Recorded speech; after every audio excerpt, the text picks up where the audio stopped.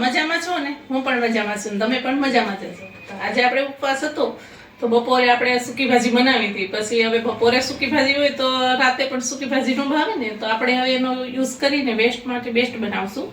તો એની માટે આપણે સૂકી ભાજી પડી છે, તો આપણે એને હવે સાબુદાણાની ખીચડી બનાવવાની છે. તો મેં પછી બપોરે સાબુદાણા પલાળી દીધા હતા.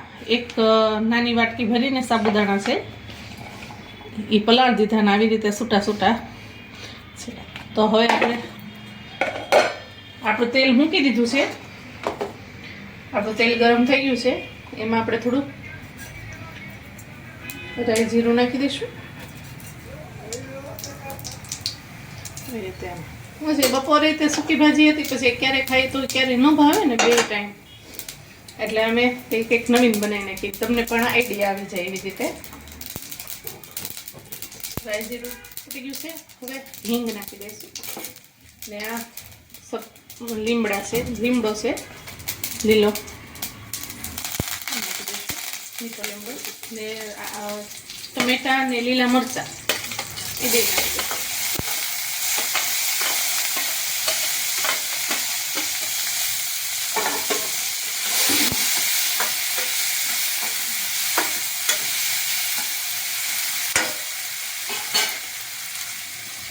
એમાં થોડુંક મીઠું નાખી દઈશું. આપણે બપોર સૂકી ભાજી બનાવી એમાં મીઠું તો છે જ, એટલે અત્યારે સાબુદાણાના ભાગનું જ મીઠું નાખવાનું છે, વધારે નથી નાખવાનું. આપણે જે મસાલા બધા કરો ને એ બધા આપણે સાબુદાણાની હોય ને એ પ્રમાણે જ કરવાના. તો આપણે સૂકી ભાજીમાં તો બધા મસાલા કરેલા હોય જ તે. હવે એને થોડીક વાર ઢાંકીને થવા દઈશું, સડવા દઈશું, થોડીક વાર ઢાંકી દઈશું. હવે ટમેટા અને મરચાં ચડી ગયા છે, જો ગ્રેવી જેવા થઈ ગયા છે. એમાં થોડીક હળદર, જો તમે હળદર ન ખાતા હોય તો ન નાખતા, અમે ખાઈ છીએ એટલે થોડીક હળદર નાખશો તો. હળદર થોડીક પકી જાય.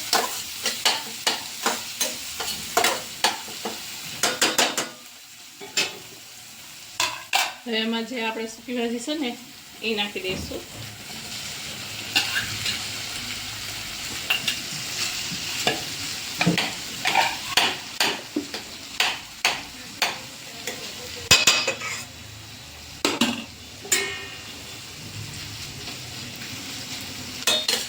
મિક્સ કરી દઈશું.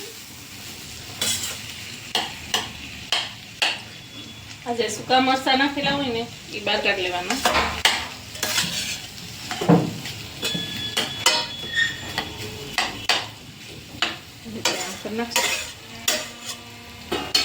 હવે જે આપણે જે સાબુદાણા લીધા હતા ને એ આની માથે આપણે સાબુદાણા પાથરી દઈશું, એટલે સાબુદાણા સડી જાય. આવી રીતે આમ પાથરી દેવાના.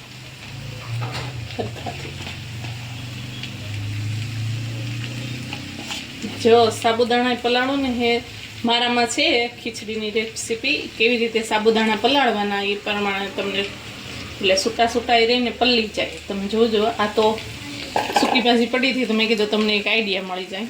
એટલે હવે આને આપણે થોડીક વાર ઢાંકી દઈશું. હવે આપણે જોઈ લઈશું, ચેક કરી લઈએ. સાબુદાણા થોડા થોડા સેડ્યા છે. મિક્સ કરી દઈશ સાબુદાણા અને સૂકી ભાજી.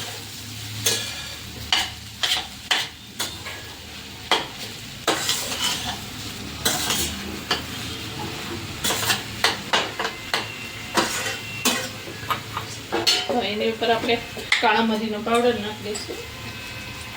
સપટી નાખશું, બપોરે સૂકી ભાજીમાં નાખેલી હતી. પછી ગળપણ માટે ખાંડ નાખી દઈશું, એક અડધી ચમચી જેટલી.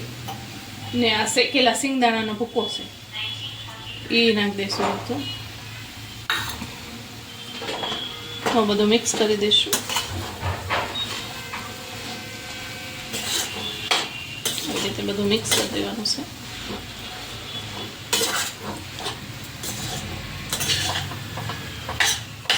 લાગે છે ને મસ્ત. તમે તાર હળદર ન ખાતા હોય તો તમે હળદર ન નાખો તોય હાલો.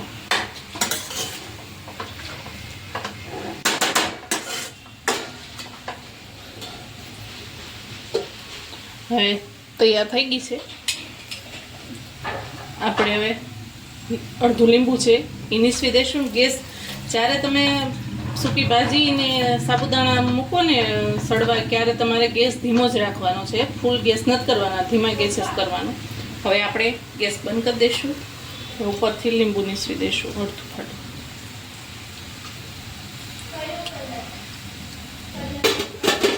આ બધું મિક્સ કરી દઈશું.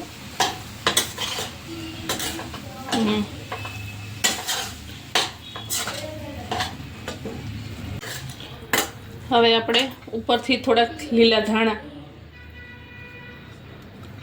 આવી રીતે નાખી દઈશું.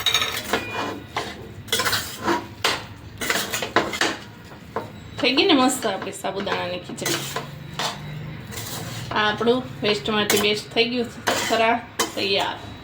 આપણે હવે એને સર્વ કરી દઈશું. આવી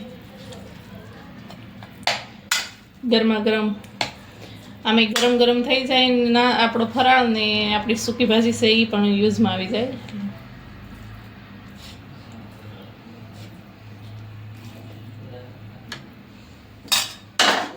ઉપરથી થોડાક ધાણા.